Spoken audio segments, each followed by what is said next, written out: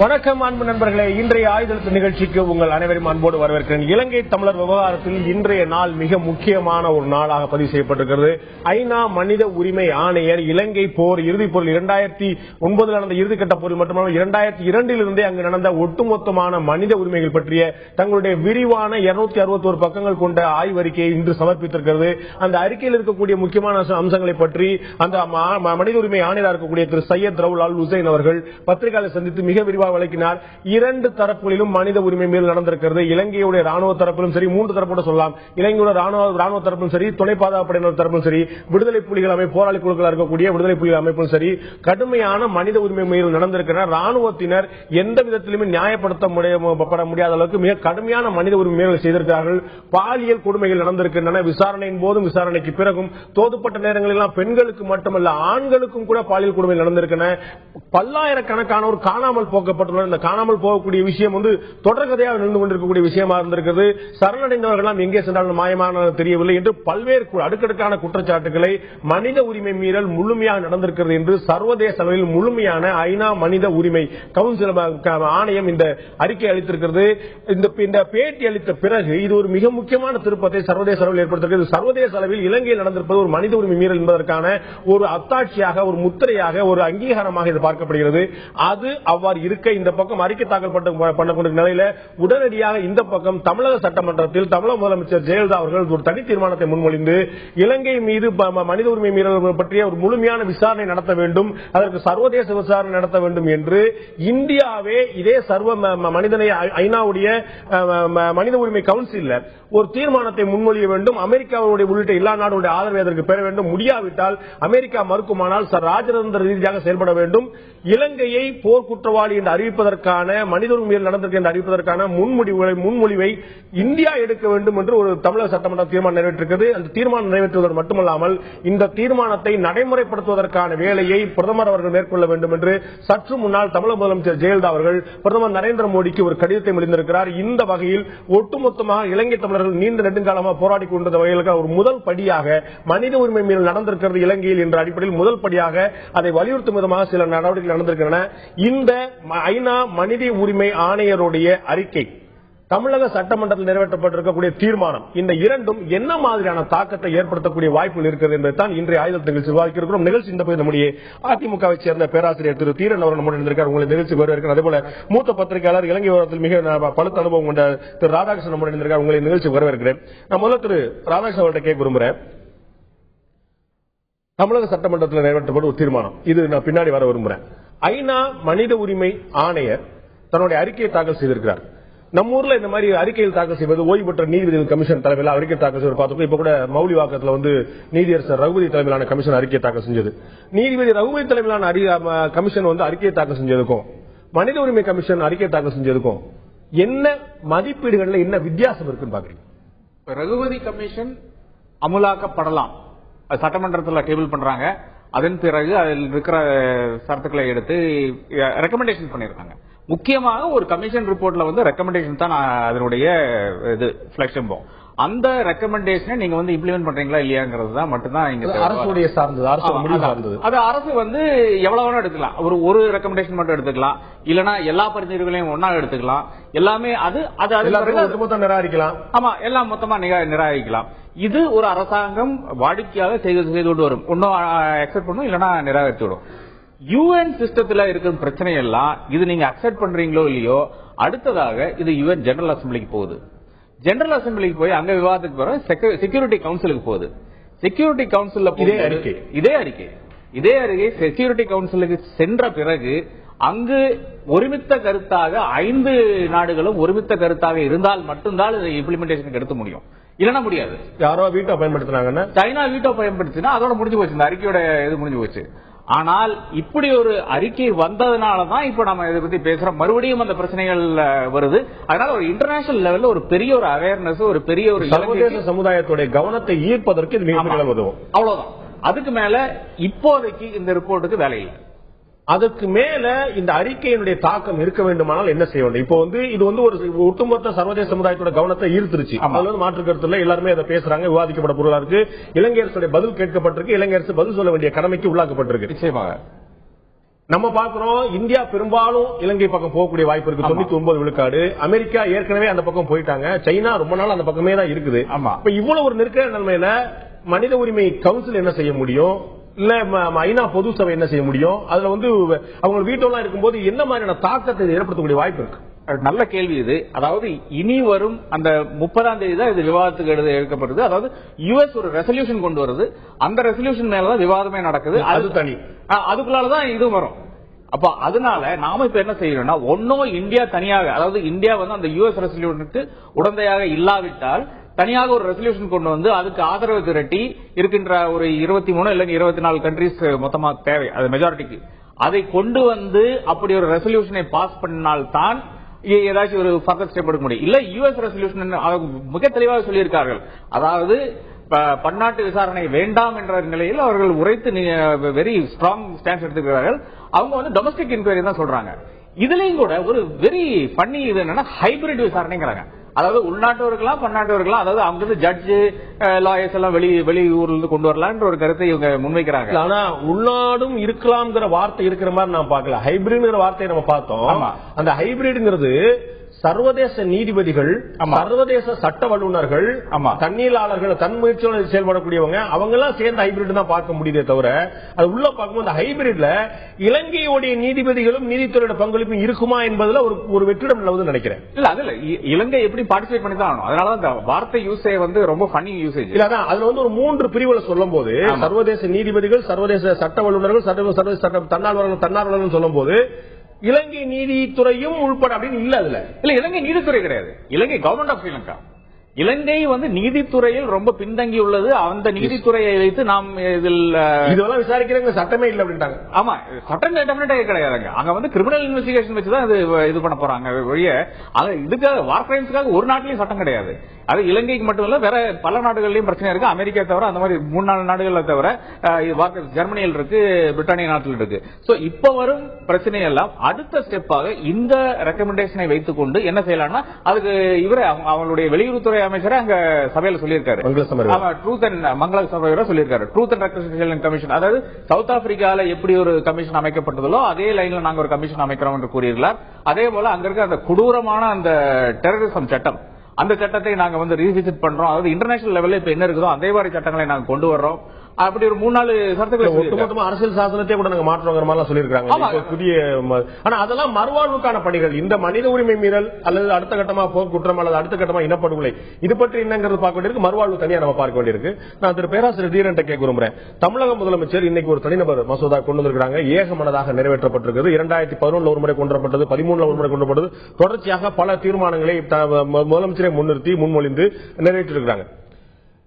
இன்னைக்கு அந்த தீர்மானத்தை முன்மொழிவதற்கு முன்னாடி அவங்க சொல்லும் போதே, இதுக்கு முன்னாடி பல முறை முயற்சி பண்ண, முந்தைய அரசு அதற்கெல்லாம் செவிசாய்க்கவில்லைன்னு சொல்லி ஒரு வரியை வருத்தத்தோட பதிவு பண்றாங்க. இந்த அரசு செவிசாய்க்கும் அப்படின்னு என்ன உத்தரவாதம் அதிமுக அரசு இருக்குது? இந்த அரசும் செவிசாய்க்கவில்லை என்றால் இன்னொரு தீர்மானம் தான் வழியா?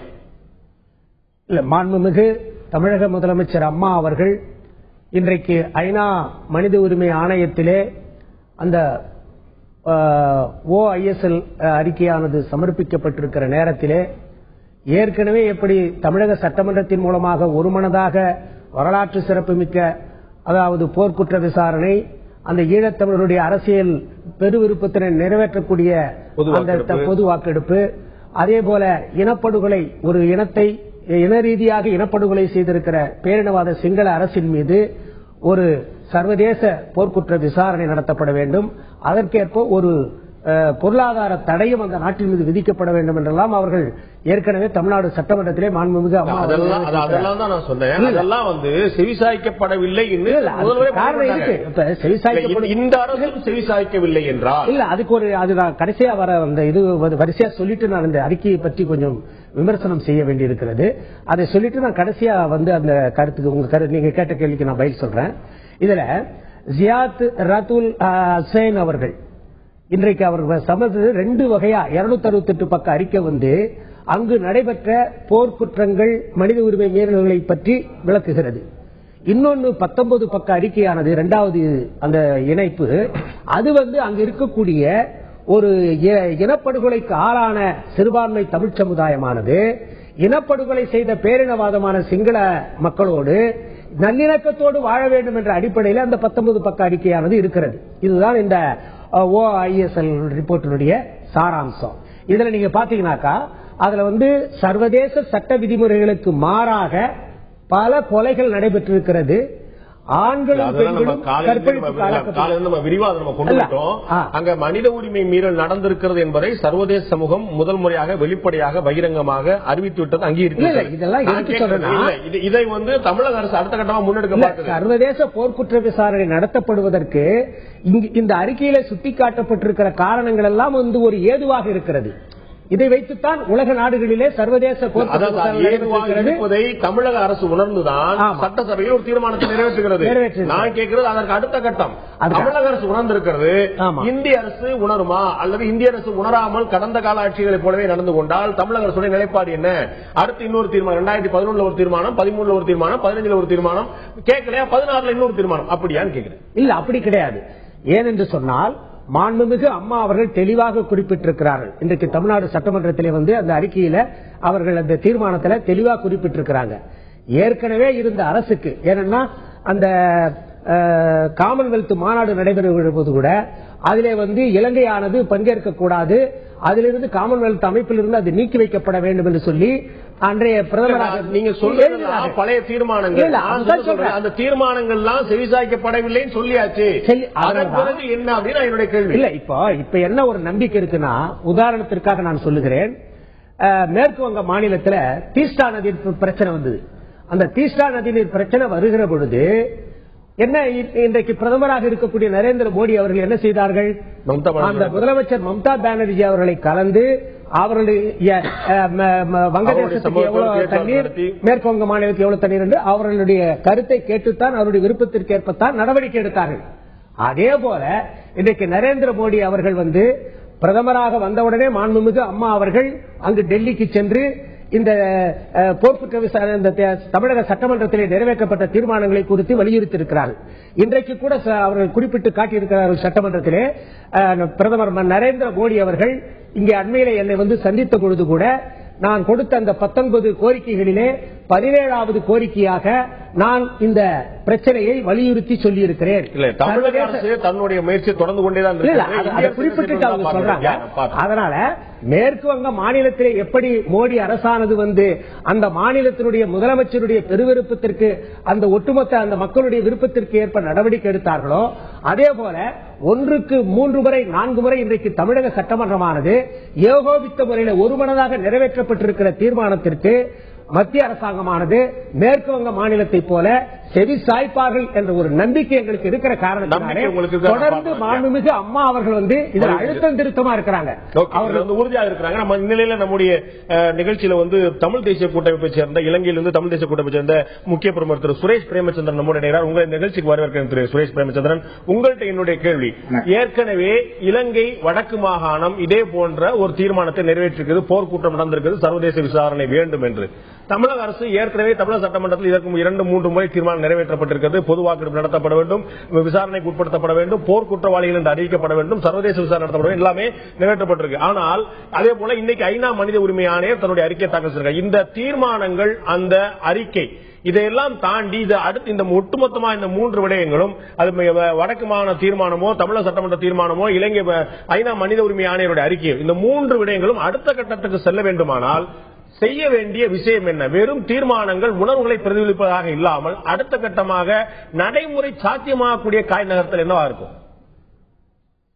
நீங்க சொன்னது மாதிரி இந்த தீர்மானம் என்ற இந்த அறிக்கை இன்று வெளியிடப்பட்டிருக்கின்றது. இந்த அறிக்கையில் நாங்கள் எல்லோரும் கேட்டுக்கொண்ட ஒரு விடயம் ஒரு சர்வதேச ரீதியிலான விசாரணை வேண்டும், உலக பொறிமுறையினுடான விசாரணை, அது தமிழ் மக்களுக்கு ஒரு தீர்வை பெற்றுத் தராது என்பதைத்தான் நாங்கள் இன்று வரை கூறி வந்திருக்கின்றோம். ஆனால் இதில் அடுத்த கட்டமாக இது எவ்வாறு நகர முடியும் என்று சொன்னால், அதாவது இந்த ஐநா மனித உரிமைகள் ஆணையகம் ஏற்றுக்கொள்ளுமாக இருந்தால் இதனை நாங்கள் ஐநா சபையினுடைய செக்யூரிட்டி கவுன்சிலுக்கு அனுப்ப முடியும். ஆனால் செக்யூரிட்டி கவுன்சில் அது என்ன விதமான முடிவு எடுக்கிறது என்பதை பற்றி நாங்கள் இப்பொழுது நாங்கள் சொல்ல முடியாது. ஏனென்றால் இதற்கு முன்பாக செர்பியா பற்றியோ அல்லது இதற்கு முன்பாக ஆப்பிரிக்கா நாடொன்று பற்றியோ அவர்கள் எல்லோரும் எதிர்பார்த்தார்கள். ரஷ்யா, சீனா போன்ற நாடுகள் வீட்டோ பவரை பாதிக்கும் என்று. ஆனால் அவ்வாறு வீட்டோ பவர் பாதிக்கப்படவில்லை. ஆகவே இந்த அறிக்கையை நாங்கள் செக்யூரிட்டி கவுன்சிலுக்கு அனுப்புவதனூடாக அது இன்டர்நேஷனல் கிரிமினல் கோர்ட்டுக்கு எடுத்துச் செல்லப்பட முடியும். ஆனால் அது நடக்காவிட்டாலும் கூட இந்த அறிக்கை அங்கு போவதன் மூலம் இந்த வருஷம் இல்லாவிட்டால் அடுத்த வருஷம் இல்லாவிட்டாலும் 10 வருஷம் சென்றாலும் கூட இந்த விசாரணையை இன்டர்நேஷனல் கிரிமினல் கோர்ட் எடுப்பதற்கான ஒரு சூழல் ஏற்படும். ஆகவே இந்த விஷயம் இந்த செக்யூரிட்டி கவுன்சிலுக்கு போகுமாக இருந்தால் அது மிக மிக முக்கியமான ஒரு விடயமாக அது அந்த விடயம் மாறும். அதற்கு பிற்பாடு அது இலங்கை தொடர்பான அந்த விசாரணை என்பது இன்றைக்கு இல்லாவிட்டாலும் 4 வருஷம் கழிச்சு கூட அது நடக்க முடியும். முக்கியமான விடயம் இன்றில்லாவிட்டாலும் இன்றைய ஒரு நாள் நிச்சயமா நடந்தே திரும்ப என்ற உங்கள் நம்பிக்கையை பார்க்க முடிகிறது. ஆனால் இவ்வளவு விஷயங்களும் நடந்து கொண்டிருக்கக்கூடிய இந்த தருணத்தில் இலங்கையுடைய பிரதமர் திரு ரணில் விக்ரமசிங்கே அவர்கள் இந்தியாவில் தான் இருக்கிறார். இந்திய பிரதமருடைய இந்திய அரசுடைய விருந்தினராக இங்கே இருக்கிறார். நேற்று இன்று அவர் வந்து பிரதமர் மற்றும் ஜனாதிபதியை சந்தித்து அதனுடைய பேச்சுவார்த்தை அதனுடைய கூட்டறிக்கையை வெளியிட்டுக் கொண்டிருக்கிறார். அந்த சமயத்தில் அதிகாரப்பூர்வமாக வெளியிடப்பட்ட எந்த தகவலும் இந்த ஐநா மனித உரிமை ஆணையத்தில் இருக்கக்கூடிய அறிக்கை பற்றி ஒரு வார்த்தை கூட பேசப்படவில்லை என்பதை நீங்கள் அவதானித்திருப்பீர்கள். இது பிரதமர் இலங்கையுடைய பிரதமர் இந்தியாவில் இருக்கக்கூடிய இந்த தருணத்தில் இந்த ஐநா மனித உரிமை ஆணையத்தில் அடுத்த கட்டமாக இந்த காய் நகர்த்தலுக்கு இந்தியாவுடைய பங்களிப்பு மிக முக்கியமானது என்ற நேரத்தில் பிரதமருக்கு இலங்கை பிரதமருக்கு இந்திய பிரதமர் இந்திய பேரரசு என்ன விதமான ஒரு அழுத்தத்தை கொடுக்க வேண்டும் என்று நினைக்கிறீர்கள்? நிச்சயமாக ஒரு சர்வதேச விசாரணை நடைபெற வேண்டும் என்ற அழுத்தத்தை இந்தியா கொடுத்திருக்குமாக இருந்தால் பாதிக்கப்பட்ட மக்கள் தரப்பிலிருந்து நாங்கள் அதை பற்றி நாங்கள் சந்தோஷமடைந்திருக்க முடியும். ஏனென்றால் ஒரு உள்ளக விசாரணை மூலம் அது நடக்காது என்பது உறுதியாக இருக்கக்கூடிய சூழ்நிலையில் இந்திய மத்திய அரசாங்கம் ஒரு சர்வதேச விசாரணை என்பது ஒரு இன்டர்நேஷனல் ட்ரைபூனலாக இருக்கலாம், இல்லாவிட்டால் அது இன்டர்நேஷனல் கிரிமினல் கோர்ட்டாக இருக்கலாம். ஆகவே அதனை முன்னெடுத்து செல்லக்கூடிய அந்த நடவடிக்கைகளை இந்திய அரசாங்கம் எடுத்திருக்கமாக இருந்தால் நிச்சயமாக பாதிக்கப்பட்ட மக்கள் ஒரு நீதி நியாயத்தை கேட்டிருக்கக்கூடிய மக்கள் என்ற அடிப்படையில் அதற்கு நாங்கள் சந்தோஷப்பட்டிருக்க முடியும். அவ்வாறு இருந்திருந்தால் நீங்கள் மகிழ்ச்சி அடைஞ்சிருப்பீர்கள். மாற்று கருத்துல சர்வதேச ஒட்டுமொத்தமாக புலம்பெயர்ந்த தாய் தமிழகத்தில் இருக்கக்கூடிய ஈழத்தமிழர்கள் எல்லாருமே ஒட்டுமொத்தமாக மகிழ்ச்சி அடைந்திருப்பார்கள், மாற்று கருத்துல. ஆனால் இதுவரை இந்திய அரசுடைய செயல்பாடு, இப்போது அமெரிக்க அரசுடைய செயல்பாடு ஏற்பட்டிருக்கக்கூடிய மாற்றம், நீண்ட நெடுங்காலமாக சைனா எடுத்திருக்கக்கூடிய நிலைப்பாடு, இப்படி ஒட்டுமொத்தமாக எல்லா நாடுகளுடைய பெரிய வல்லரசுகளுடைய துணை முழுமையாக இலங்கை அரசுக்கு இருக்கும் போது இலங்கை அரசுக்கு எதிரான ஒரு தீர்மானத்தை கொண்டு வர வேண்டும் என்று இலங்கை அரசுக்கு தர்ம சங்கடம் விளைவிக்கக்கூடிய தீர்மானத்தை இந்த நாடுகள் எல்லாம் இணைந்து முயற்சி எடுக்கும் என்று நம்புகிறீர்களா? நிச்சயமாக நாங்கள் நம்பவில்லை. ஆனால் அதற்காக நாங்கள் நம்பவில்லை என்ற காரணத்திற்காக நாங்கள் இதனை உதறி தள்ளிவிட்டு போகவும் முடியாது. ஏனென்றால் நமது மக்களுக்கு நியாயம் கிடைக்க வேண்டும் என்ற ஒரு தேவை இருக்கின்றது. இந்திய அரசாங்கம் தனது நலன்களில் இருந்து இந்த பிரச்சனையை பார்க்கின்றது. அமெரிக்க அரசாங்கம் இந்து சமுத்திர பிராந்தியத்தில் தனது நலன்களின் அடிப்படையில் இருந்து பார்க்கின்றது. பாதிக்கப்பட்ட தமிழ் மக்களாகிய நாங்கள் எமது மக்களுக்கு ஒரு நியாயம் கிடைக்க வேண்டும் என்ற அடிப்படையில் இருந்துதான் இதனை பார்க்க முடியும். அப்படித்தான் நாங்கள் பார்க்கின்றோம். ஆகவே நாங்கள் உதவி கேட்கின்றோம் இந்திய அரசாங்கத்திடம், அமெரிக்காவிடம். நீங்கள் ஒரு மனித உரிமைகள் பற்றி பேசுவது, ஹியூமன் வேல்யூஸ் பற்றி பேசக்கூடியவர்களாக இருந்தால் இந்த மக்களுக்கு ஒரு நியாயம் கிடைப்பதற்கான ஏற்பாடு செய்ய வேண்டும். அந்த ஏற்பாடு என்பது நிச்சயமாக அது ஒரு இன்டர்நேஷனல் ட்ரைபூனலோ அல்லது இன்டர்நேஷனல் கிரிமினல் கோர்ட்டோ கொண்டு போவதாக இருக்க முடியும். அதனை அவர்கள் செய்ய வேண்டும் என்று நாங்கள் விரும்புகின்றோம், கேட்கின்றோம். ராதாகிருஷ்ணன் கேட்க விரும்புறேன், இந்த பிரச்சனையில ஒரு அடிப்படையில் நம்ம பார்க்கும்போது மத்திய அரசுடைய பங்களிப்பு ரொம்ப முக்கியமானது. இந்தியாவோட தான் ஒரு மேஜர் ரோல் பிளே பண்ண முடியும். ஆனா ஏற்கனவே நான் உங்கள்ட்ட கேட்டது போல மத்திய அரசு சரியா செயல்படல அப்படிங்கறத அர்த்தத்தை பதிவு பண்ணியாச்சு. இன்னைக்கு நாம எதிர்பார்த்த விஷயங்களா 2009க்கு பிறகு தமிழ் நாம இங்க கூட தமிழ் நம்ம ஏற்கிறோமோ இல்லையோ, ஆனா மத்திய அரசு என்ன விரும்பியதோ அதுதான் 2009க்கு பிறகு அடுத்தடுத்து நடந்து கொண்டே இருக்கிறது. மத்திய அரசு சொல்லக்கூடிய எல்லா விஷயங்களையும் இலங்கை அரசு கேட்டுக்கொள்கிறது, அதற்கேற்ற போல செயல்படுகிறது. அப்படிங்கும் போது இலங்கைக்கு எதிரான ஒரு நிலைப்பாடை இந்தியா எடுக்கக்கூடிய சாத்தியக்கூறுகள் ஏதேனும் இருக்கிறதா? அது பொதுவாக ஒரு சிங்கிள் கண்ட்ரி, இப்ப ஜெனீவாவுடைய பிரச்சனை எடுத்துட்டீங்கன்னா ஒரு சிங்கிள் கண்ட்ரி ரெசல்யூஷன், ஒரு நாட்டை குறிவைத்து நடக்கும் ஒரு ரெசல்யூஷன் மேல இந்தியா எப்பவுமே ஓட் செய்யாது, நெகட்டிவா தான் ஓட் செய்யும், எகென்ஸ்டா தான் ஓட் செய்யும். அதற்கு மாறாக தான் 2012 ஒரு சிங்கிள் கண்ட்ரி ரெசல்யூஷன் மேல ஓட் செய்யறோம், 2013 மறுபடியும் ஓட் செய்யறோம், 2014 தான் அப்ஸ்டைன் செய்யறோம். அது கூட ஒரு பாசிட்டிவ் டெவலப்மெண்ட் தான் சொல்லுவேன். அதனால இங்க இருக்கிற அந்த அழுத்தம் டெபினட்டாக டெல்லியில் ஏதோ ஒரு எதிரொலி வந்திருக்கு. அதனுடைய விளைவாகத்தான் 2012லயும் 13லயும் நிகழ்வுகள் நடந்திருக்கு. சோ இது ஒரு பக்கம் இருக்கு. அடுத்ததாக டெல்லி என்ன செய்யும் என்றதை இன்னும் தெளிவுபடுத்தல. பிரைம் மினிஸ்டர் அங்க ரணில் விக்ரமசிங்கே அங்க சென்றுள்ளார், மோடியை சந்திச்சிருக்கார். அந்த சந்திப்பின் என்ன ஒரு காதலான ஒரு டிஃபென்ஸ் கோஆபரேஷன் ஏதோ வெளியிட்டு இருக்காங்க. இது டிஃபென்ஸ் கோஆபரேஷன் மட்டும்தானா இல்ல ஜெனீவாவை பத்தி பேசினாங்களா? முதல் முறையாக பிஜேபி விளக்க வேண்டும். பேசியிருப்பாங்க, அதிகாரப்பூர்வமா எதுவும் வரலங்கிறது உத்தரவாதமா தெரியுது. பேசாம இருக்கக்கூடிய வாய்ப்புகள் குறைவு. ஆனா அது பற்றி அதிகாரப்பூர்வ தகவல்கள் எதுவுமே இல்ல. ஆமா, நிச்சயமா. அதாவது இப்ப ரெண்டு அரசியல்வாதிகள் சந்திக்கும் போது அரசியல் பேசுவாங்கிறது நமக்கு எல்லாத்துக்கும் தெரியும். இலங்கையிலிருந்து ஒரு பிரதமர் இந்த ஒரு தருணத்தில் இங்க வருகிறாருன்னா இது வேற ஒண்ணும் கிடையாது. இது யுஎன்எச்ஆர்சி பத்தி பேசுறது தான், இலங்கையை பத்தி பேசுறது தான், ஜெனீவாவை பத்தி பேசுறது தான். இதுல என்னன்னா அவங்க வந்து யுஎஸ் கூட ஏதோ ஒரு டீல் போட்ட மாதிரி தான் எனக்கு தெரியுது. இப்போ டொமஸ்டிக் மெக்கானிசம் வந்து அழுத்தம் கொடுக்கலாம், நாங்க வந்து உள்நாட்டு விசாரணையை நடத்துவோம் என்ற ஒரு அழுத்தத்தை நாங்க கொடுத்த போறோம், நீங்க அதுக்கு சப்போர்ட் பண்ணுங்கிற ரீதியில் தான் இங்க வந்து சப்போர்ட் கோரியர் பண்ணதான் என்னுடைய பிகெஸ்ட் ஃபீலிங் இது. இதுக்காக தான் ரணில் அங்கிருந்து வந்திருக்காரு நான் நினைக்கிறேன். இதுதான் நடக்க போகுதுன்னு தான் நான் கருத போறாங்க. அந்த மாதிரி நடந்துச்சுன்னா நம்முடைய எதிர்பார்ப்புகள் நம்ம இன்னும் பொறுத்திருக்க வேண்டிய காலம் இன்னும் ரொம்ப அதிகமா இருக்கும் நான் நினைக்கிறேன். நிச்சயமாக அவர் மனித உரிமை ஆணையர் சொல்லும் போது இந்த சர்வதேச விசாரணை நடத்தப்பட வேண்டும், அதற்கு ஒரு காலக்கெடு விதிக்கப்படணும் சொல்லிருக்காங்க.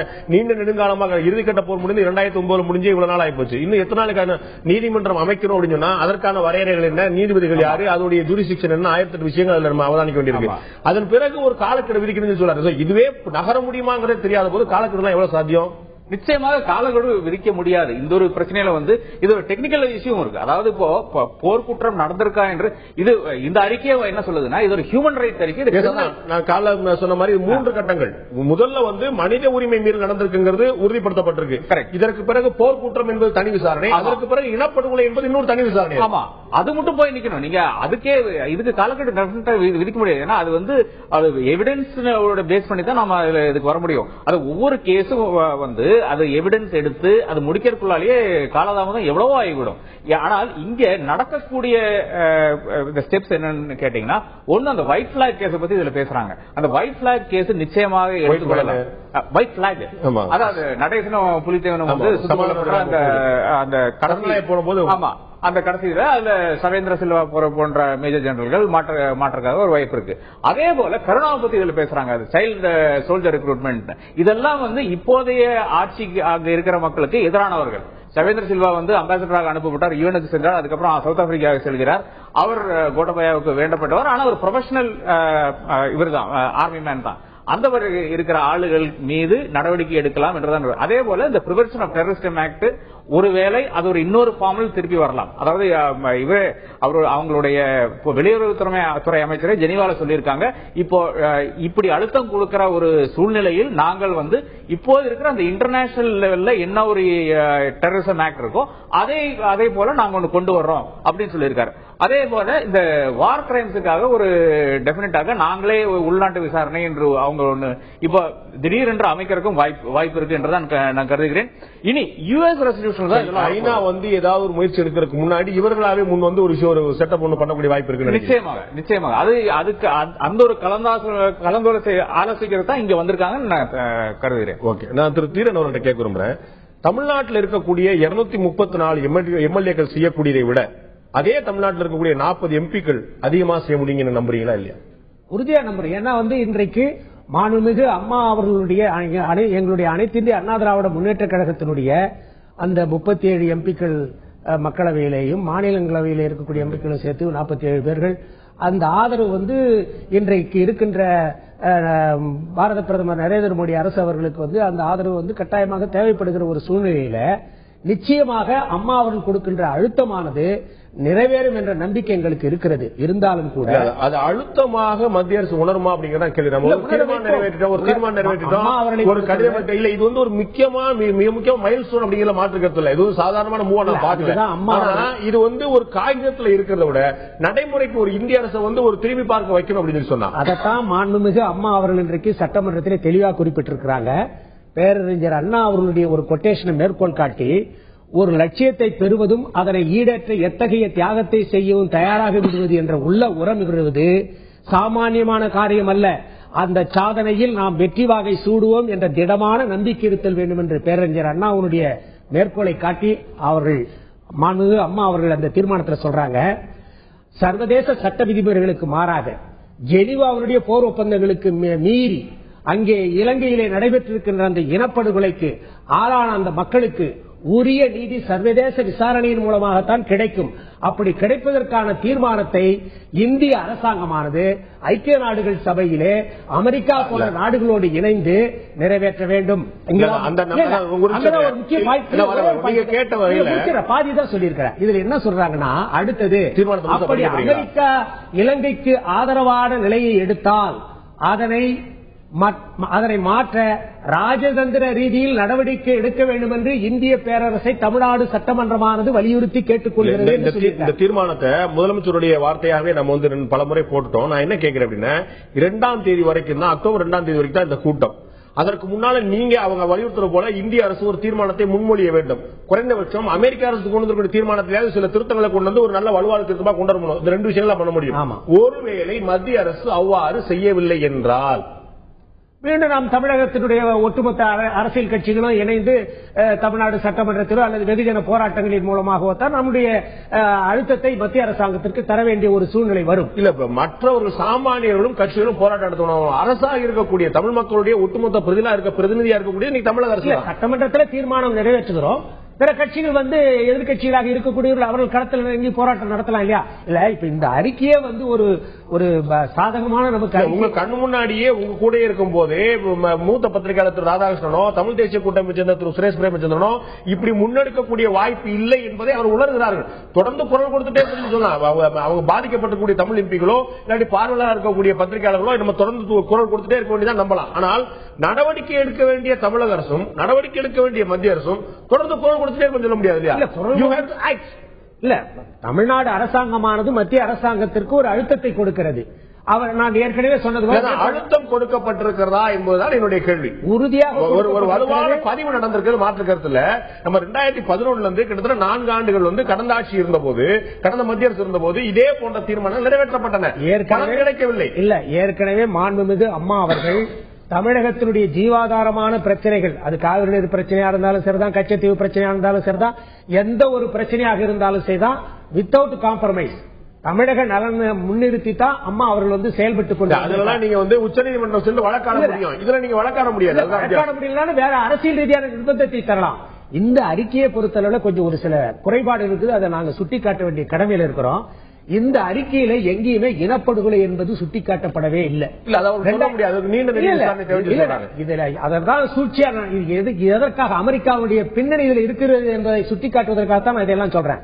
2002 இருந்து 2011 வரை நடைபெற்ற போர்க்குற்றங்கள், மனித உரிமை மீறல்கள், இதுதான் வருத்தமளிக்கிறது என்று சுட்டிக்காட்டியிருக்கிறார்கள்.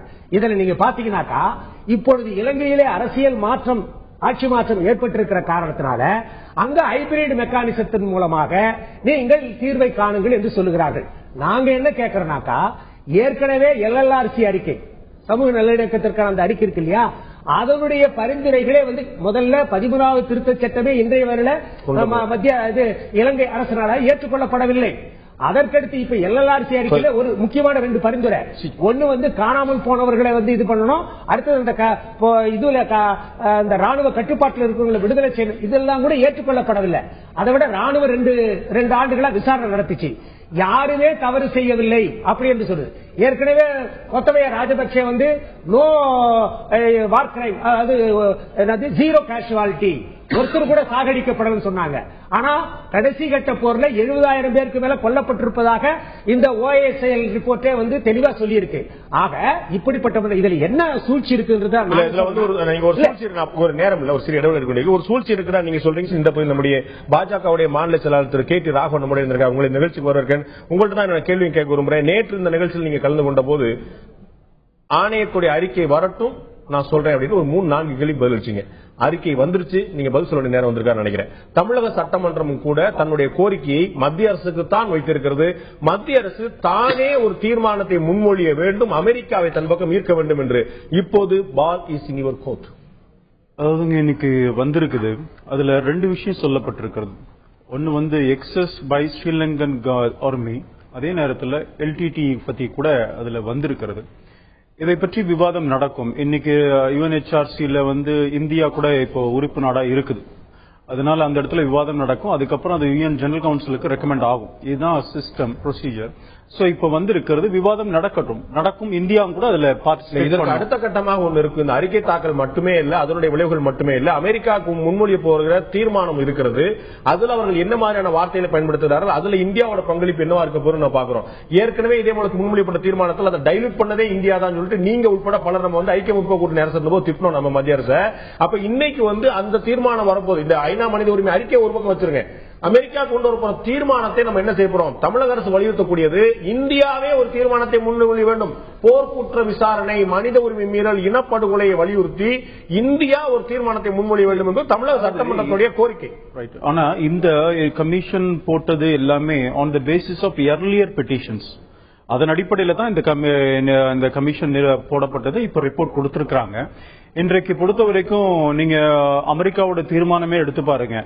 அது சமீபத்திலோட தீர்மானம் டிராஃப்ட் ரெசல்யூஷன் எடுத்து பாத்தீங்கன்னு சொன்னாலே அதுவே கூட அப்படி ஒன்னும் இதுல டைலூட்டட் தீர்மானம் தான். அது நம்ம அன்றைக்கா இருங்க இது இந்த commission based on that resolution base பண்ணி தான் வந்திருக்குது.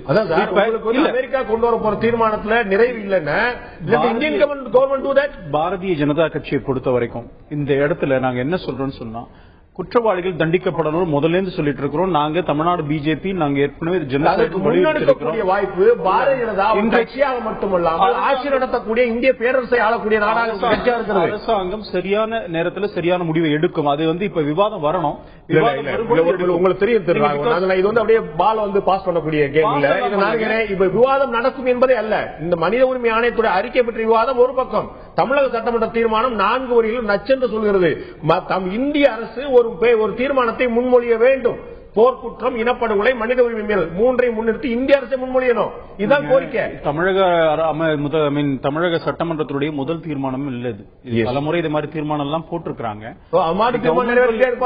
சென்ட்ரல் கவர்மெண்ட் வில் கன்சிடர், நிச்சயமா கன்சிடர் பண்ணணும். ஏன்னா பிஜேபி மத்திய அரசு இதற்கு முன்னால் இந்த தமிழக முதலமைச்சருடைய தீர்மானத்தை முன்மொழியும் போது அவர் சொல்லக்கூடிய வேதனையான வார்த்தை, இதற்கு முன்னால் இருந்த மத்திய அரசு இதை செவிசாய்க்கவில்லை. கடந்த 8ஆம் தேதி கடந்த 7ஆம் தேதி என்னை பார்க்க வந்த பிரதமரிடம் அவர்கள் கொடுத்த அறிக்கையில 17வது கோரிக்கையாக இதே வைத்திருக்கிறேன். இந்த பிரதமர்கிட்டையும் இந்த அரசையும் நான் முன்மொழிஞ்சிட்டேன்னு சொல்லிட்டாங்க. செவிசாய்க்காத குற்றச்சாட்டுக்கு தேசிய ஜனநாயக கூட்டணி அரசு உள்ளாக போகிறதா? இல்லங்க, நீங்க ஒன்னு புரிஞ்சுக்கணும். இப்ப 1.5 வருஷம் ஆயிருக்கு. இந்த கவர்மெண்ட் 1.5 வருஷம் ஆயிருக்குது. Change of scenario, change of guard அங்க நடந்திருக்கு இலங்கையில. இன்றைக்கு ரிப்போர்ட் வந்திருக்கு. நான் என்ன சொல்றேன், இலங்கை இந்த யுஎன்ஹெச்ஆர்சியில 47 மெம்பர்ல நாமளும் கூட இந்தியா கூட இப்ப மெம்பரா பிரசன்ட் இதுல மெம்பரா இருக்கும் பொழுது அதுல டிஸ்கஷன் கண்டிப்பா வரும். அதனால டிஸ்கஷன்ஸ் இந்தியாவுடைய நிலைப்பாடு முதல்ல இருந்து ஒரே பதில் சொல்றதா? ஒரே பதில் இல்லைங்க. இது கவர்மெண்ட் இன்னைக்கு வந்திருக்கு, கவர்மெண்ட் அதை கன்சிடர் பண்ணணும் கண்டிப்பா. எப்படி ஏன் இந்தியா இருக்குன்னு ஏன் சொல்றேன்? இன்னைக்கு நிறைவேற்றப்பட்டிருக்கிற உங்களுக்கு தெரியும், இன்னைக்கு கொண்டு வரப்பட்டிருக்கக்கூடிய அறிக்கை ஒரு விபத்து அல்ல, திடீர் நடந்துருச்சு. இன்னைக்கு தான் நாங்க கேள்விப்பட்டிருக்கோம். இது நீண்ட நெடுங்காலமாக நடந்து கொண்டிருக்கக்கூடிய விஷயம். இலங்கையில் நடந்தது போர்க்குற்றம் என்றும் மனித உரிமை மீறல் என்றும் இனப்படுகொலை என்றும் பாரதிய ஜனதா கட்சி சொல்லிக்கொண்டே பாண்டே ஒன்னு புரிஞ்சுக்கோங்க. நான் ஏன் இன்றைக்கு இந்தியா உள்ள இருக்குன்னு சொல்றதுக்கு காரணம், இந்த பல நாட்களா பேசப்பட்டதான ரிப்போர்ட் இன்னைக்கு வந்திருக்கு. அந்த ரிப்போர்ட்ல நாம எதிர்பார்க்காத ஒரு விஷயம் வந்திருக்கு. அது மேண்டேட் ரிப்போர்ட், அது கமிஷனுடைய அந்த ரெஃபரன்ஸ், டர்ம்ஸ் ஆஃப் ரெஃபரன்ஸ் மேண்டேட்ல 2 பக்கத்திலும் இருக்கிற எக்ஸஸ் பத்தி தான் சொல்லிருக்கு. நாம இதுவரைக்கும் பேசினது என்ன, இலங்கை அரசாங்கம், இலங்கை ராணுவத்தை பத்தி பேசணும். இங்க மனித ஷீல்டாக, ஹியூமன் ஷீல்டாக பயன்படுத்தி இந்த பக்கம் கூட எல்டிடி பண்ணிருக்காங்க. நான் என்ன சொல்றேன், இன்னைக்கு ரிப்போர்ட் இன்னைக்கு வந்திருக்கு. பல நாள் பேசிக்கலாம், ரிப்போர்ட் இன்னைக்கு தான் வந்திருக்கு. நீங்கள் விஷயம் தெரியாம சொல்லல, விஷயத்தை நீங்கள் மறைக்க முயற்சி பண்ண நினைக்கிறேன். நவி பிள்ளை அவர்கள் மனித உரிமையாளர் இருக்கும் போதே இதே விஷயம் சொல்லியிருந்தாங்க. இலங்கையில் இருந்துட்டே சொல்லியிருந்தாங்க, புலிகளும் இலங்கை ராணுவமும் 2 பேரும் அத்துமீறியிருக்கார்கள் என்று முதல் நாள்ல இருந்து பதிவு செய்யப்பட்டுள்ளது. தமிழகத்தில் இருக்கக்கூடிய அரசியல் கட்சிகள் உணர்வுபூர்வமாக நம்ம பார்க்காம இருந்திருக்கலாம். ஆனால் ஐநா இதில் தெளிவான நிலைப்பாடு நேற்று இந்த ரிப்போர்ட் வருவதற்கு முன்பாகவே நேற்று கூட அந்த கமிஷனோட தலைவர் இந்த மாதிரி கூட சொல்லியிருக்கிறார். அதாவது கொஞ்சம் இந்த ரிப்போர்ட் இந்த அளவுக்கு இருக்குது, ஹாரிஃபிக் லெவல் ஆஃப் வயலேஷன்ஸ் இருக்கு நேற்று கூட சொன்னார். ஆனா இன்னைக்கு தானே ப்ரூவ் இந்த ரிப்போர்ட் வந்திருக்கு அபிஷியலா. இன்னொன்னுங்க, நான் ஏன் மீண்டும் மீண்டும் இந்தியா இருக்குன்னு சொன்னா இந்தியா விஷயத்துல பாஜக இப்படிப்பட்ட ஒரு நழுவலான நிலைப்பாடு ஒரு நழுவலும் கிடையாது. பாரதிய ஜனதா கட்சி, தமிழ்நாடு பிஜேபி, நேஷனல் பிஜேபி சென்னையில் வந்திருந்த போது சென்னையில மட்டுமல்ல பார்லிமெண்ட் பேசியிருக்கிறார். பாராளுமன்ற விஷயம் ஆட்சிக்கு வந்த உடனே இப்படி வந்து நாங்க இன்னைக்கு தான் வந்திருக்குன்னு சொல்றது ஒரு ஷாக் போல, ஒரு விபத்து போல நீங்க சொல்றது ஆச்சரியமா இருக்கு. நான் என்ன சொல்றேன், இதுதான் சொன்னீங்க. நாங்க 20 மீனவர்கள் மீட்கும் போது 2 பேரும் சேர்ந்து பண்ணாங்க. ராஜபக்சே, நரேந்திர மோடி சேர்ந்து தமிழர்களுக்கு எதிராக பேசுறாங்கன்னு சொன்னாங்க. நடந்தது என்ன? நான் என்ன சொல்றேன், அரசாங்கம் நிலைப்பாட்டை எடுக்க வேண்டிய சமயம் வந்தாச்சு. இன்னைக்கு UNHRCல இந்த டிஸ்கஷன் வரும். அதுக்கப்புறம் அது UN ஜெனரல் கவுன்சிலுக்கு போகும். இலங்கை பிரதமர் இங்க இருக்கிறார் சார். நேத்து அவங்க பிரதமரை பார்த்தாரு, இன்னைக்கு ஜனாதிபதியை பார்த்தாரு. இதை விட சரியான ஐநால வந்து அறிக்கை தமிழ்நாடு தீர்மானம் இதை விட ஒரு ரைட் டைம் எங்க சார் வந்து வாய்ப்பு புரிஞ்சுக்கோங்க. இலங்கை பிரதமர், நான் இந்த நிகழ்ச்சிக்கு வரும்பொழுது என்ன நடந்து தொலைபேசியில கேட்டுட்டு தான் வந்தேன். இப்ப இவர் பேசும்பொழுது சொன்னாரு, இங்க ஜனாதிபதி இருக்கு, பிரதமர் இருக்கிறார், இலங்கை பிரதமர், இதை பத்தி டிஸ்கஸ் பண்ணிருக்கலாம். பண்ண மாட்டாங்கன்னா சொல்ல மாட்டேன், பண்ணிருக்கலாம். தன்னுடைய நாட்டினுடைய ஆதரவு தனக்கு வேணும், இந்த நாட்டுடைய ஆதரவு கேட்டிருக்கலாம். வேற விஷயம் கேட்டாங்களா கேட்கலங்கிறதா இருக்கட்டும், பேசியிருக்கலாம். ஆனால் இந்தியா என்ன நிலைப்பாடு எடுக்க போகுதுன்னு தான் பார்க்கணும். இந்தியா கடந்த காலத்துல பாத்தீங்கன்னு சொன்னா, இன்னைக்கு அந்த இடத்துல வந்து நேற்று கூட பிரைம் மினிஸ்டரோட ஜாயிண்ட் அந்த டிக்ளரேஷன் பாருங்க, அதுல அந்த இடத்துல தமிழர்களுக்கு நல்லது நடக்கணும் தான் சொல்றாங்க. இலங்கையில மறுவாழ்வு பணிகள், ஈழத்தமிழர்களுக்கான மறுகட்டமைப்பு, மறுகுடியேற்றம், இதெல்லாம் வந்து மிகப்பெரிய முன்னேற்றம் நடந்து கொண்டிருக்கிறது. தொடர்ந்து மாற்று கருத்து 2017 பிறகு ஒரு கன்ஸ்ட்ரக்டிவான விஷயம் நடந்துட்டு இருக்கு, மாற்று கருத்து இல்லை. இது ஒரு புறம் பாராட்டப்பட வேண்டிய விஷயம். மறுபுறம் நடந்த மனித உரிமை மீறலுக்கான தீர்வு என்ன? இந்தியாவோட நிலைப்பாடு என்ன? இந்தியாவோட நிலைப்பாடு, பாரதிய ஜனதா கட்சியோட நிலைப்பாடு, அங்கே குற்றம் இழைத்தவர்கள் தண்டிக்கப்பட வேண்டும். இதுல ஒன்னும் மாற்று கருத்து இல்ல. அது செய்ய வேண்டியதே நீங்க சொல்றீங்க. எப்படி சொல்றீங்க? இங்க பாருங்க, அந்த ரிப்போர்ட்டை பாருங்க. ரிப்போர்ட் இவ்வளவு சொன்னாலும் கூட, establishment of hybrid special court integrating international judges, prosecutors, lawyers and investigators, இதுல எவ்வளவு முரண்பாடு இருக்கு, குழப்பம் இருக்கு நான் பாக்குறேன். நான் இது யார் இந்த prosecutor?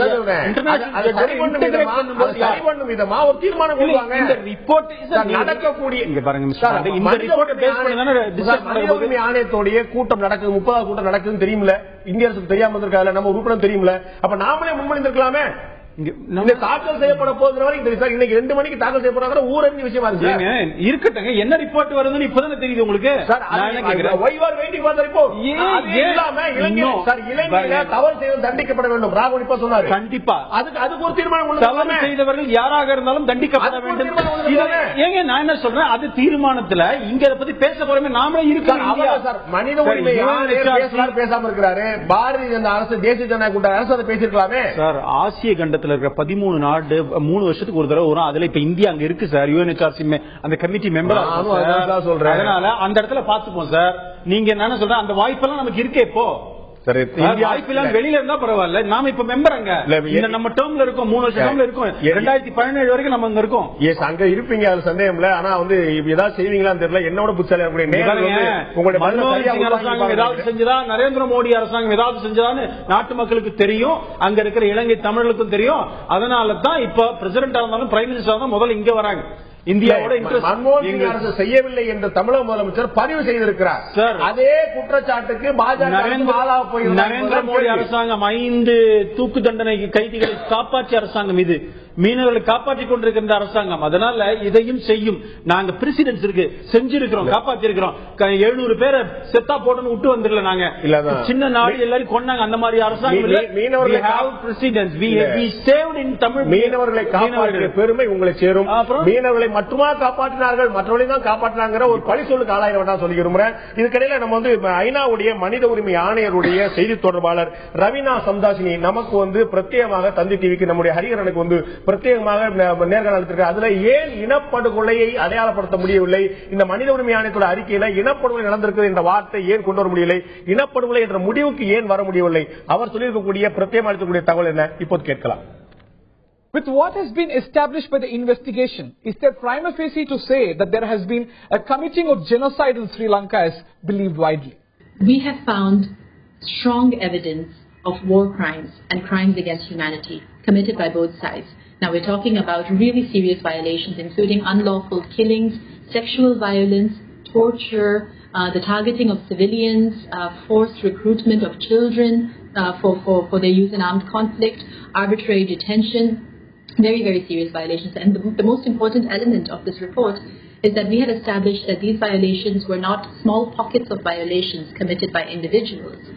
These were systemic violations. There was a pattern to them, which means that they had to be coordinated, they were well funded and well resourced, which means that the justice process cannot be limited to the prosecution of the perpetrator, the direct perpetrator of the violations, but it has to go higher up into the command structure that created the violations. But doesn't this amount to genocide? On the basis of our findings, I mean, we can clearly say that war crimes and crimes against humanity, there's a high likelihood that they were committed. On genocide, we were not able to establish that. Genocide இனப்படுகொலை என்பதை நம்மளால் establish பண்ண முடியவில்லை அப்படிங்கிறது ஐநா மனித உரிமை ஆணையருடைய செய்தி தொடர்பாளர் ரவீனா சம்தாஷினோட கருத்தா இருக்கு. நான் திரு சுரேஷ் பிரேமச்சந்திரன் கேட்க விரும்புறேன், இனப்படுகொலை என்பதை உறுதிப்படுத்த முடியாத விஷயங்கள் எங்களுடைய ஆய்வறிக்கையில் இருக்க முடியல அப்படின்னு சொல்றாங்க. அதற்கான இன்னொரு காரணம் திரு கே டி ராவன் குறிப்பிட்டது போல, இதே ஐநா மனித உரிமை ஆணையத்துடைய ஆணையர் கொடுத்திருக்கக்கூடிய அறிக்கையில் இருந்தது போல, இனப்படுகொலை என்பது மனித உரிமை மீறல் என்பது இலங்கை ராணுவம் மட்டும் செய்ததல்ல, தமிழீழ விடுதலை புலிகளும் அதை செய்தார்கள் என்பது மிக வலுவாக உறுதிப்படுத்தப்பட்டிருக்கிறது. குழந்தைகளை ராணுவ சேர்த்தது மட்டுமல்ல, கடுமையான மனித உரிமைகளை புலிகளும் செய்திருக்கிறார் என்று நாம் தமிழர்கள் என்ற அடிப்படையில் ஒரு உணர்வுபூர்வமான அணுகுமுறையை மேற்கொள்ள முடியும். புலிகள் மீதும் அப்போது நடந்த போர்க்குற்றங்கள் மீது மனித உரிமை. ஆனால் ஐநா சர்வதேச விசாரணை நடத்தப்பட வேண்டும் என்று சொல்லும் போது ஐநாவின் பார்வையிலும் சர்வதேச விசாரணை பார்வையிலும் போர்க்குற்றம் என்பதும் மனித உரிமை என்பதும் இருதரப்புக்கும் பொதுவானது என்றுதானே பார்க்க முடியும். அப்போது புலிகள் மீதும் இந்த பழிச்சொல் விழுந்தால் எப்படி சமாளிப்பது? உங்களுடைய பார்வை திரு பிரேமச்சந்திரன். முக்கியமான பிரச்சனை என்னவென்றால், யுத்த குற்றச்சாட்டு. இலங்கை என்பது ஒரு அரசாங்கம், மக்களால் தெரிவு செய்யப்பட்ட அரசாங்கம். அது அந்த நேரத்தில் நடந்து கொண்ட முறைகள் என்பது நீங்கள் பார்க்கின்ற பொழுது அந்த யுத்த குற்றங்களை ஒரு தெரிவு செய்யப்பட்ட அரசாங்கம் திட்டமிட்ட வகையில் செயற்படுத்தி இருக்கிறது என்பதுதான் அந்த முக்கியமான விடயம். விடுதலை புலிகள் அவர்களது நடவடிக்கைகள், மனித உரிமை முறைகள் நிச்சயமாக அது தொடர்பாக விசாரிக்க முடியும். ஆனால் இந்த அரசாங்கம் தொடுத்த இந்த யுத்த குற்றங்கள், the war crimes and the crimes against humanity என்ற விடயங்கள் தொடர்பாக அந்த விஷயங்கள் தொடர்பாக ஒரு முழுமையான ஆய்வு என்பது தேவை என்பது மாத்திரமல்ல. ஆணையாளர் அவர்கள் கூறுகின்ற ஒரு பத்திரிகையாளர் மகாநாட்டில் கூறுகின்ற பொழுது என்ன கூறினார்? இந்த விசாரணை முடிந்துவிடவில்லை, இந்த விசாரணை தொடர்ந்து நடைபெற இருக்கிறது. இந்த தொடர்ந்து நடைபெறுகின்ற பொழுது அங்கு ஒரு இனப்படுகொலை நடந்ததா இல்லையா என்பது கூட அந்த தொடர் விசாரணையூடாக வெளிவருவதற்கான சாத்தியப்பாடுகள் இருக்கின்றன. தமிழர்களுக்கு எதிராக நடந்த தாக்குதல் என்று சொல்ல முடியும். நான் விமர்சன பார்வை வைக்கும் போது தமிழர்களுக்கு எதிராக நடந்த தாக்குதல் என்று சொல்ல முடியும். ஆனால் அதே மனித உரிமை ஆணைய அறிக்கையில தமிழீழ விடுதலை புலிகளும் தமிழ், முஸ்லீம் மற்றும் சிங்கள பொதுமக்களை பாரபட்சமற்ற தற்கொலை குண்டு தாக்குதல்கள், கண்ணிவெடி தாக்குதல்களுக்கு உட்படுத்தியதுடன் கல்விமான்கள் மற்றும் மாற்று கருத்துள்ள தமிழ் அரசியல் பிரமுகர்களை குறிவைத்து கொலை செய்துள்ளனர் என்ற குற்றச்சாட்டு இந்த ஆணையத்துடைய அறிக்கையில் இருக்கிறது. அந்த ஆணையத்தில் அந்த அறிக்கை வருகின்ற பொழுது அந்த அறிக்கை தொடர்பாக எந்த நடவடிக்கைகள் எடுக்க வேண்டும் என்பது வேறு விடயம். அது தொடர்பாக நடவடிக்கைகள் எடுக்கக்கூடாது என்பது அல்ல, அது தொடர்பாக விசாரிக்க கூடாது என்பது அல்ல. ஆனால் அதே சமயம் உள்ள முக்கியமான விடயம் என்னவென்றால், யுத்த குற்றங்கள், மனித குலத்தின் மீதுமான குற்றங்கள், இந்த குற்றங்கள் தண்டிப்பது மாத்திரமல்ல, ஒரு தொடர் விசாரணையூடாக அங்கு ஒரு இனப்படுகொலை நடைபெற்றது. ஒரு அரசாங்கம் இனப்படுகொலை ஒன்றை செய்வது என்பதும் ஒரு இயக்கம், ஒரு விடுதலைக்காக போராடுற இயக்கம், அது ஒரு மோசமான ஒரு ஆயுத விடயங்களை கையாண்டது என்பதும் வித்தியாசமான விடயங்கள். ஆகவே ஒரு முக்கியமான தமிழீழ விடுதலை புலிகளுக்கும் இலங்கை அரசுக்கும் 1000 வித்தியாசங்கள் கொண்டு மாற்றுக்கத்துல இறுதியான சுருக்கமான கருத்தை உங்கள்கிட்ட தெரிஞ்சுக்க விரும்புறேன் திரு பிரேமச்சந்திரன். நம்முடைய பிரதானமான நோக்கம் அங்கு ஈழத்தில் தற்போது மீதம் இருக்கக்கூடிய தமிழர்களுடைய மறுவாழ்வு பணியா அல்லது இந்த குற்றங்களுக்கான நியாயமான சர்வதேச விசாரணையா? தமிழர்களுடைய அங்கு இருக்கக்கூடிய தமிழர்களுடைய பிரையாரிட்டி, முன்னுரிமை என்ன? குற்றங்களுக்கான நியாயமான விசாரணை என்பது தமிழ் மக்கள் வெறுமனே மற்ற குற்றமிழைத்தவர்களுக்கு தண்டனை கொடுப்பது மாத்திரமல்ல, ஈழத்தமிழ் மக்களுக்கு முழுமையான ஒரு அரசியல் தீர்வு ஏற்படுவதற்கு இந்த விசாரணை முழுமையாக நடந்தேற வேண்டிய தேவை இருக்கின்றது. மறுவாழ்வு என்பது வேறு பிரச்சனை.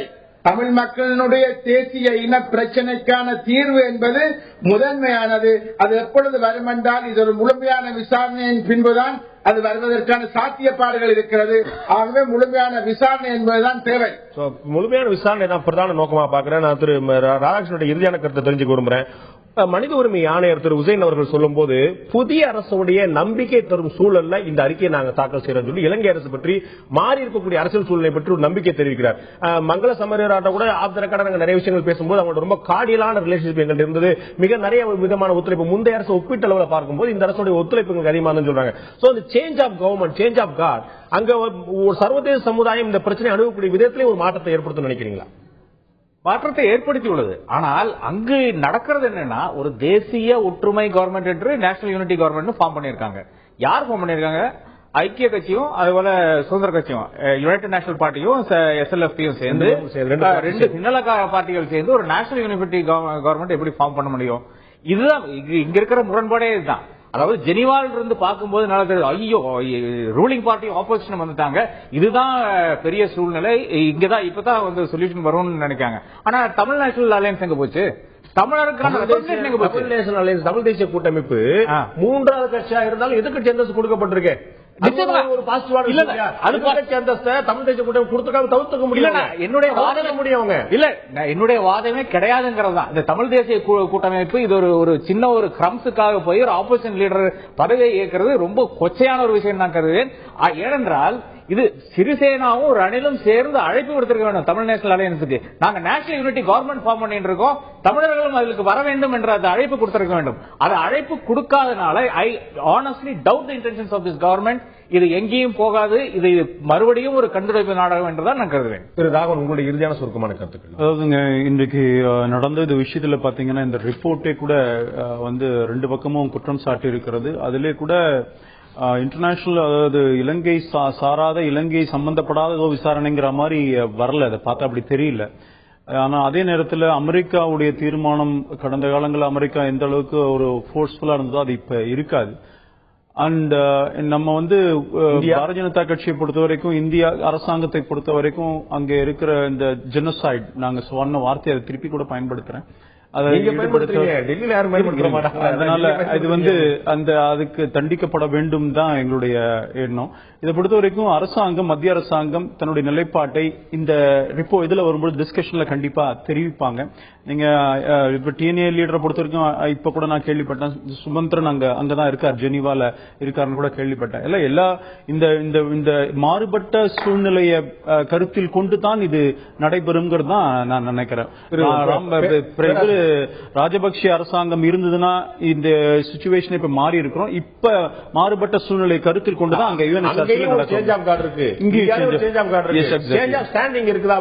குழப்பமான விஷயமா இருக்கு. இல்ல, நாம இப்ப வந்து பொறுத்த வரைக்கும் எல்லாத்தையும் கன்சிடர் பண்ணணும் தான் சொல்ற வர. ஸ்ரீலங்கா ரொம்ப தெளிவாக வந்து தமிழ் தேசிய கூட்டம் ரொம்ப தெளிவா முன் வச்சது. எங்களுடைய பிரையாரிட்டி, எங்களுடைய முன்னுரிமை இந்த விசாரணை வேண்டுங்கிறதா எங்களுடைய பிரையாரிட்டி தெளிவா சொல்லுச்சு. நீங்க சொல்றீங்க நேற்று, நீங்க நம்ம விதத்துல நேற்று சில பேர் மாத்தி மாத்தி பேசிருக்காங்கன்னு நீங்களே கூட பாஜக சேர போதாங்கிறதா என்னுடைய கேள்வி. எங்களை பொறுத்த வரைக்கும் அங்க தமிழர்கள், அங்க இருக்கிற தமிழர்கள் நிம்மதியா இருக்கணும் வித்தின் தட் கான்ஸ்டிடியூஷன். இப்ப இருக்கிறவங்களுக்கு குற்றம் இழைத்தவர்கள் தண்டிக்கப்பட வேண்டும், அவ்வளவுதான். ஓகே, பேராசிரியர், உங்களுடைய சுருக்கமான இறுதியான கருத்து. அதாவது இந்த உசேன், ஐநா மனித உரிமை ஆணையர் உசேனுடைய இந்த அறிக்கையானது ஏற்கனவே சமர்ப்பிக்கப்பட்ட ஐநா மனித உரிமை ஆணையர் நவநீதம் பிள்ளையினுடைய அறிக்கைக்கு விரோதமாக அவங்கெல்லாம் சர்வதேச போர்க்குற்ற விசாரணை வலியுறுத்தினார்கள். மர்சுகி தருஷ்மன் தலைமையிலான அந்த குழு வந்து சர்வதேச போர்க்குற்ற விசாரணை தான் அவர்கள் விரும்பினார்கள், பரிந்துரை செய்தார்கள். ஆனால் இந்த அறிக்கையானது ஹைபிரிட் மெக்கானிசம் என்று சொல்லி ஏற்கனவே கடந்த 60 ஆண்டு காலமாக நீங்கள் இலங்கையில் பார்த்தால் 16 வகையான விசாரணை அறிக்கைகள் சமர்ப்பிக்கப்பட்டு ஒண்ணுக்கு மேல கூட ஒரு நடவடிக்கை இருக்கு. அவர்கள் நடத்தக்கூடிய உள்நாட்டு விசாரணை,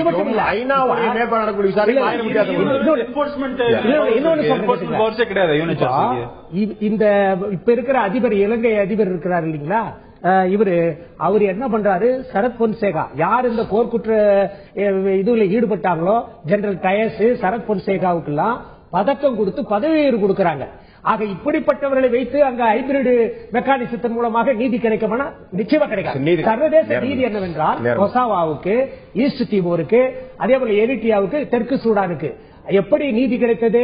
அங்கு போர்க்குற்ற விசாரணை நடைபெற்று, சர்வதேச போர்க்குற்ற விசாரணை நடைபெற்றுதான் நடவடிக்கை. வெறும் 8000 பேர் கொல்லப்பட்டதே கொசாவோவுக்கு போர்க்குற்ற விசாரணை இனப்படுகொலை சொல்லி விசாரணை பண்ணாங்க. 300 பேர் கொல்லப்பட்டதற்கு பாலஸ்தீனத்திற்கு அந்த நீதி கிடைத்தது. ஆனால் இங்கு லட்சக்கணக்கான ஈழத்தமிழர்கள் இனப்படுகொலை செய்யப்பட்டிருக்கிறார். அதனால்தான் மாண்புமிகு அம்மா அவர்கள் தெளிவாக சொல்லியிருக்கிறார். அங்கே தமிழர் தாயக பகுதியினுடைய முதலமைச்சராக இருக்கிற விக்னேஸ்வரன் அவர்கள் வலியுறுத்தி இருக்கிற அடிப்படையில் இங்கே தமிழ்நாடு சட்டமன்றமானது கடந்த 3 முறை போட்டிருக்கின்ற தீர்மானத்தினுடைய அடிப்படையில் மத்திய அரசாங்கமானது ஒன்று அமெரிக்கா போன்ற நாடுகளோடு சேர்ந்து இல்லை என்று சொன்னால் ராஜதந்திர நடவடிக்கை எடுக்க வேண்டும் என்று சொல்லி பிரதமரிடம் தமிழக அரசு மத்திய அரசிடம் தன்னுடைய பந்தை தூக்கி கொண்டிருக்கிறது. மத்திய அரசு பொறுத்திருந்து பார்ப்போம் என்று சொல்கிறது. ஆளாளுக்கு பந்தை உதைத்துக் கொண்டே இருக்கிறார்கள். உதைபடக்கூடிய பந்தாக ஈழத்தமிழர்கள் இருக்கிறார்கள். அவர்களுடைய முன்னோர்கள் செய்த, அவர்களுடைய அடுத்து முந்தைய தலைமுறை செய்த மிகப்பெரிய தியாகம், உயிர் பலி இருந்திருக்கிறது.